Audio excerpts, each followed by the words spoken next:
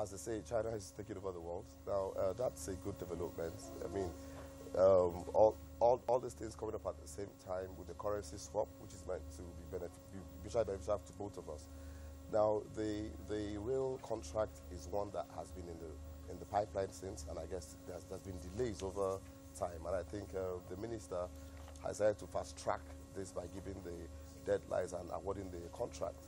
Our counterpart funding had been provided a while ago, and it was just left for everything to sit in place. Now, this is overdue. I think this project began some years back in 2011 or thereabouts under the previous government, and it was meant to be Lagos to Kaduna or Lagos to Kano. Now, it's been done in different segments, so this particular segment is actually part of the overall project. The Abuja to Kano is currently running on the standard gauge tracks. Now, so it's coming at a time when it's so much needed.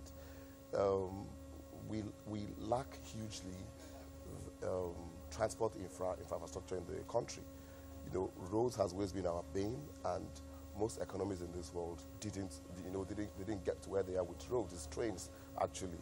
It's also a knock on our head that years ago in the 60s, I actually had more traffic during rails. Like about 15 million transit was being done on the commercial and freight rails compared to about 1 million in 2012.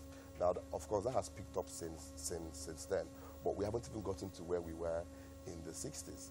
And it's also on another, sad note that countries are thinking about.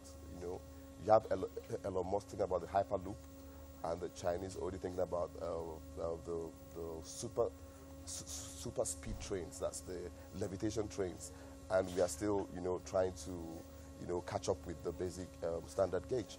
So this is something that is overdue, and it's a very good thing that the government is putting priority on this, because this drives the economy, drives income for people, makes people get closer to their markets. So you could imagine the benefits of this.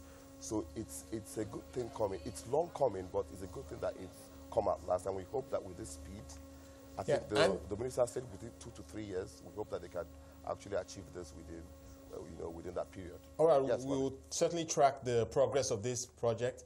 And it's quite clear that the government will always lead the way when it comes to infrastructure projects related to rail. But this obviously should be part of a broader infrastructure plan. And we know that the previous government had an infrastructure master plan. Can you just speak to how we're seeing execution on that plan and the extent to which the private sector is involved? When we speak about, yeah, you are right that the government has always been at the forefront. But time has let us know that the normal budgetary allocations cannot take any country to the desired infrastructure level that they want to be. So really, it is not something that that is feasible. So there's a need now for the government to encourage the PPPs, for the infrastructure funds to come into place, and other bonds and other money market instruments to raise funds for this. Now, speaking of the broad master plan, yes, I think AFDB did a report some years back, which actually told us that we were $33 trillion behind. And that would mean about $29 billion every year to get to where we actually need to be. So now it immerses both the road, the aviation sector, and of course the ports. We have seen quite some traction. It's been slow as usual, but we are seeing quite some traction in some certain areas. Like, for example, road isn't anywhere close to where it should actually be for whatever bureaucratic reasons. But the rail sector, I think, has been the fastest and is actually the most crucial.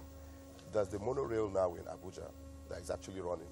Right. And and then also you also have the fast track, fast speed train being planned for Abuja to Lagos. All right, Anthony, we really have to wrap it up. Thank you so much for your insights.